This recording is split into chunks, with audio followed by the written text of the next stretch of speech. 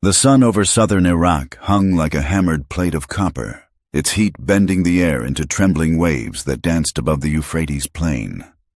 Spring of 633 CE, or 12 AH, had turned the meadows near Ullais lush and deceptive. A soft green veil pulled over a field soon to be carved by steel and soaked with the fate of an empire. For centuries, the Sassanian Persians had towered as a superpower, masters of cavalry, heirs to ancient kings, guardians of a proud military tradition. Yet in this moment, their frontiers trembled. According to historical accounts, early Muslim forces under the command of Khalid ibn al-Walid had broken several Persian garrisons in Iraq within a single sweep, moving with such speed that chroniclers later wrote his army seemed to appear from the dust as if carried by wind. Now, Persia gathered its fury for a stand. The city of Ullais stood a short ride from the Euphrates, surrounded by fertile lands dotted with date palms and irrigation canals. Persian commanders, Jaban, Karan, and later the nobleman Andarzaghar, were forced into action after repeated defeats. The region's Arab Christian tribes, the Banu Bakr and their allies, answered the Persian call.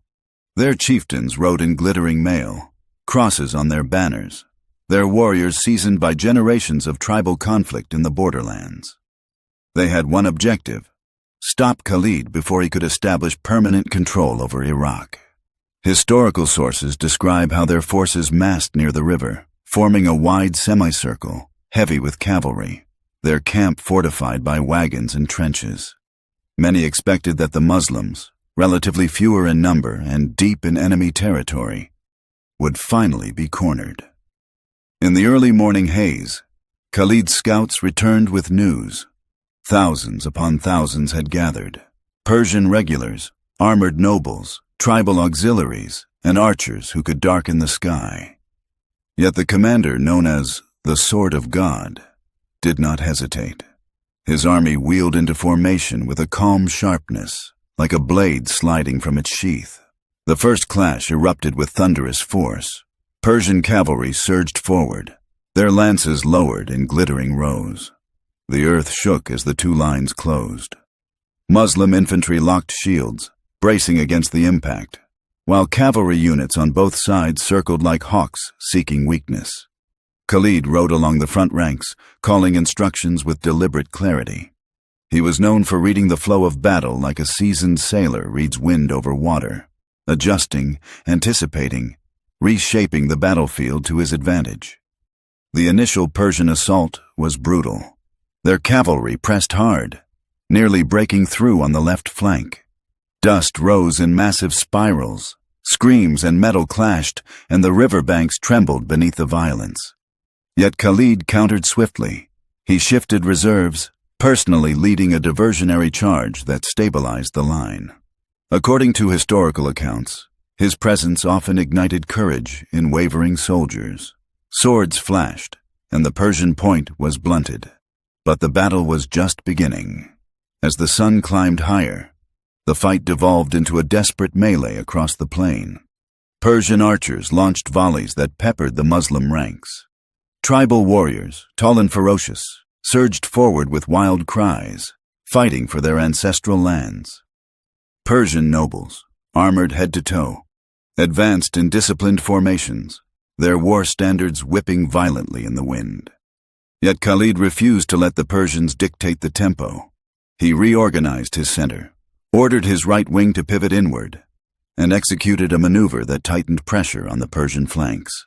Step by step, he compressed them toward the river. Historical sources describe the fighting as fierce beyond measure.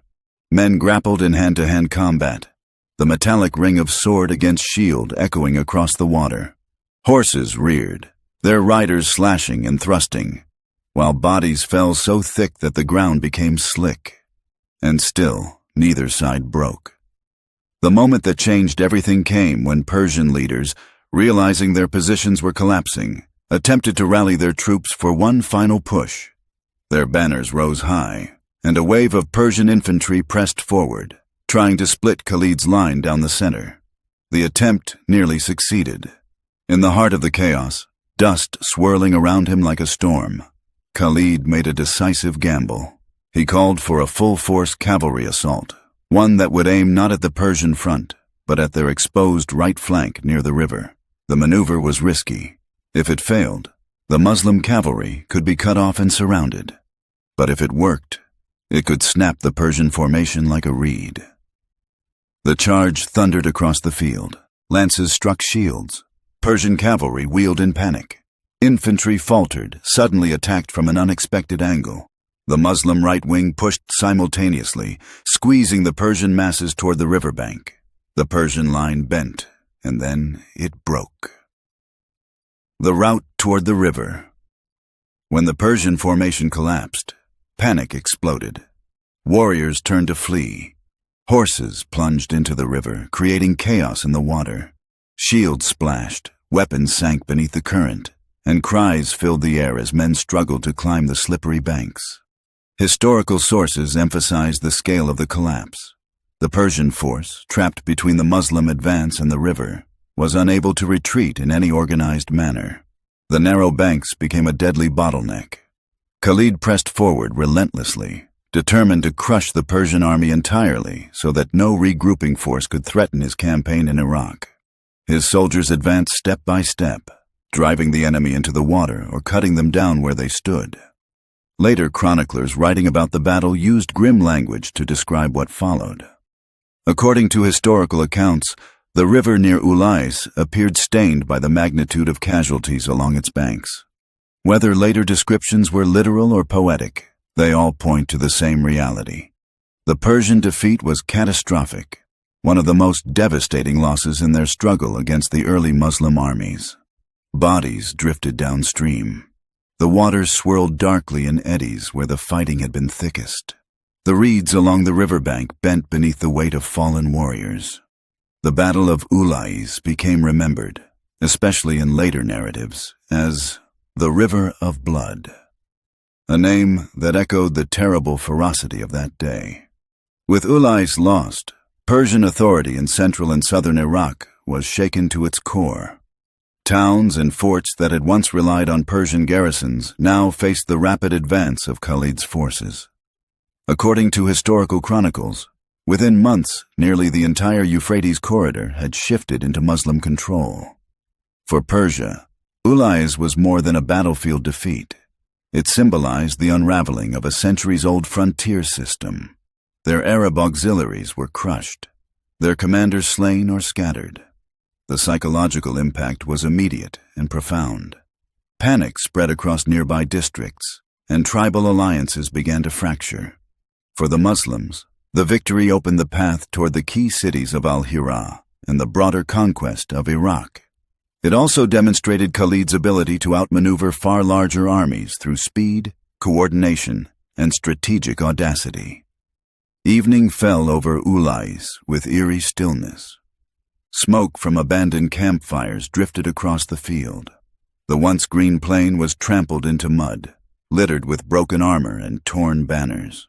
The river flowed quietly again, though its banks were marked by the memory of what had transpired. Survivors tended to the wounded, some whispering prayers, others staring silently into the distance. Men searched for friends in the fading light. Horses wandered, riderless, snorting at the scent of blood. Khalid rode along the edge of the battlefield, silent, his face streaked with dust and sweat. He had won decisively, but he knew the campaign was far from over. Persia still held great cities, vast armies, and a millennia-old legacy of war. Yet Ullais had shifted the balance. The old empire had suffered a wound from which it would struggle to recover.